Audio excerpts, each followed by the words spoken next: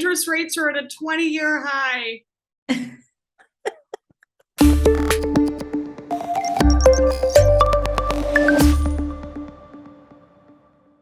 Hey everyone, thanks for joining us. We're the Hatch Homes Group, and it's our weekly Monday market update for the Portland metro area. So, as you saw, John put up the Wall Street Journal article. Mortgage rates hit a 20-year high. Oh my gosh, that is scary for a lot of people. And what we're seeing is, buyers are freaked out by that, right? But then we have a lot of professionals saying, one, okay, interest rates are high, but look at all these benefits of homeownership. There's so many benefits for a buyer right now in the market, but the interest rates. And the other thing are, mortgage professionals, a lot of, industry professionals are saying, don't worry, you can refinance. But what we found in talking to our clients, that a lot of our people, they were like, I don't really know what refinancing means. I don't know the benefits financially to any of this.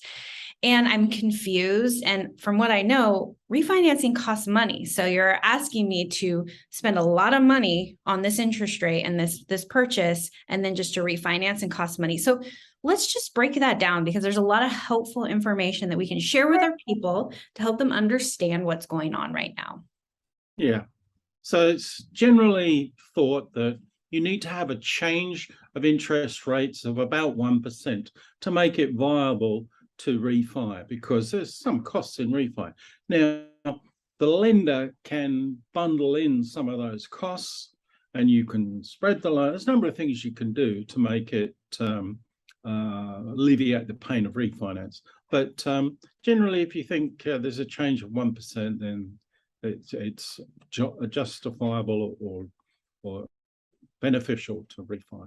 That's the right time. And on average, it costs about $5,000 to refinance. 5 to 10, I would say. I mean, it can cost, more than 5,000, because it's all your closing costs again, right? Yeah. It just depends on your loan amount, I guess. But yeah, let's also talk about those benefits, the other benefits, the tax write-offs. Like, not only can you write off your mortgage interest if you have a loan amount up to $750,000, but you can also write off your property taxes. You can up to $10,000 a year. And if you paid your points down when you purchased, which a lot of people are doing right now, then you can write that off and deduct those from your taxes. And there's also certain loan types that you can write off your mortgage insurance, because remember, if you don't have 20% down, there's always private mortgage insurance, or PMI, that people talk about. And you can write that off in your taxes if you have a certain type of loan, like FHA or USDA or special ones like that.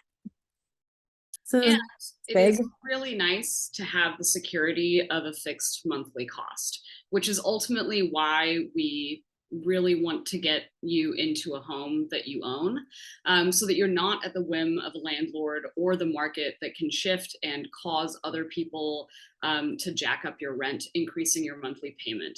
Having that nice security of a fixed monthly cost in perpetuity over time is really good for security and peace of mind as we're going into uncertain economic waters.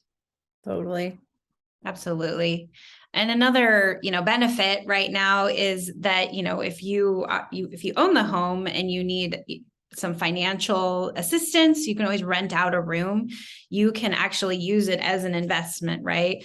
Some need some cash flow. You have the flexibility to do that. So that's another great benefit. I will also say that we have some amazing lender partners who have access to programs that they run your information through on a regular basis if you work with them, who will contact you and tell you when it's in your best interest to refinance, so that you don't necessarily have to guess when it would make economic sense for you to do that.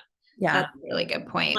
If you'd like contact with those people, just reach out to us, because that's a really amazing tool to have. And just so you know, I don't think we talked about this in the beginning about refinancing, but all those fees can get worked into your loan. So it's not like if you have the closing costs to refinance, it's not like you are, having to get that out of pocket. You refinance, build it into your loan, but you do have to understand that starts over your 30 years, right? And that does add a little bit more to your principal. So those are things to consider when you're considering refinancing. And obviously, the big benefit of owning your home is it's your own space to do whatever you want with. Yeah. Freedom there. There's a lot of freedom there. And remember that it's a long-term investment. Like this isn't, a short-term thing. And remembering that, paying rent is 100% interest. So you don't get any equity for that. So this is having that long-term investment for yourself, and like that little nest egg could feel like a big sense of security, even if, we totally understand and appreciate that not everybody is in the same financial position. And that's something we don't take for granted. The higher interest rates are daunting for people who are really freaked out about that. And because it does affect your monthly costs. So just remember that, we know everybody's situation is different. We are here to help you formulate a plan. If homeownership is something that is super important to you and you feel the value, you see the value, and you really want this to happen, we can strategize with our lender partners, with each other, and make a plan that works for you, that is going to be financially beneficial for you as well. So don't let everything scare you, because obviously all the headlines are very daunting and like, rah, in your face.